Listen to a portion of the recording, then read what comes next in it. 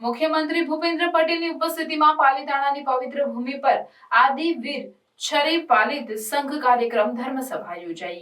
મુખ્યમંત્રી ભૂપેન્દ્ર પટેલની ઉપસ્થિતિમાં સિદ્ધાંચલની પવિત્ર ભૂમિ પાલીતાણામાં આદિવીર છરી પાલિત સંઘ કાર્યક્રમ ધર્મસભા યોજાઈ। પાલીતાણાના જૈન ઉપાશ્રય નીલ વિહાર કસ્તુરબા ધામમાં મુખ્યમંત્રીની પ્રેરક ઉપસ્થિતિમાં યોજાયેલા કાર્યક્રમમાં મુખ્યમંત્રી આચાર્ય ભગવંત વિજય રત્નચંદ્ર સુરેશ્વરજી મહારાજ સાહેબ તથા આચાર્ય ભગવંત શ્રી ઉદય રત્ન સુરેશ્વરજી મહારાજ સાહેબનું ગુરુ પૂજન કર્યું હતું। આ પ્રસંગે આચાર્ય ભગવંતશ્રી અને જૈન શ્રેષ્ઠીઓ દ્વારા મુખ્યમંત્રીનું બહુમાન કરીને આશીર્વચન પાઠવવામાં આવ્યા હતા। આ પ્રસંગે મુખ્યમંત્રી ભૂપેન્દ્ર પટેલે જણાવ્યું હતું કે મુખ્યમંત્રી તરીકેનું સેવા દાયિત્વ સંભાળ્યા પછી પ્રથમ વખત શેત્રુંજય તીર્થ ક્ષેત્રમાં આવવાનું સૌભાગ્ય પોતાને મળ્યું છે। તેમણે કહ્યું કે જૈન ધર્મનો અર્થ એટલે વિજેતાનો માર્ગ છે।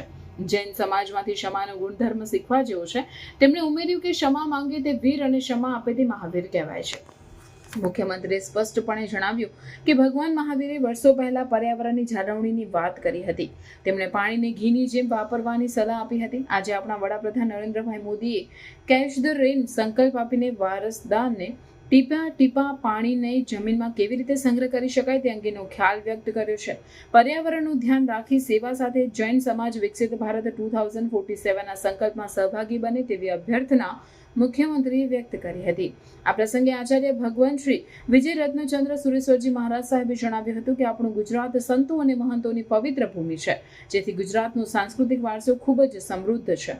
આ ઉપરાંત આચાર્ય ભગવંત શ્રી ઉદય રત્ન સુરેશ્વરજી મહારાજ સાહેબે પ્રાસંગિક પ્રવચન કર્યું હતું। મુખ્યમંત્રી ભૂપેન્દ્ર પટેલ પૂજ્ય આચાર્ય ભગવંત સાથે વિચાર ગોષ્ઠી, ધર્મસભા સહિતના કાર્યક્રમોમાં જોડાયા હતા। છરી પાલિત સંઘ આયોજક આદિવીર પરિવાર, વીર બાળાબેન, નવીનચંદ્ર પરીખ પરિવાર, રાકેશભાઈ ધ્રુવ પરિવાર ઉપસ્થિત રહ્યા હતા। ઉપદાન તપ આયોજક વીર સૌભાગ્ય પરિવાર, વીરાબેન સૌભાગ્યચંદ અંગારા પરિવાર ઉપસ્થિત રહ્યા હતા।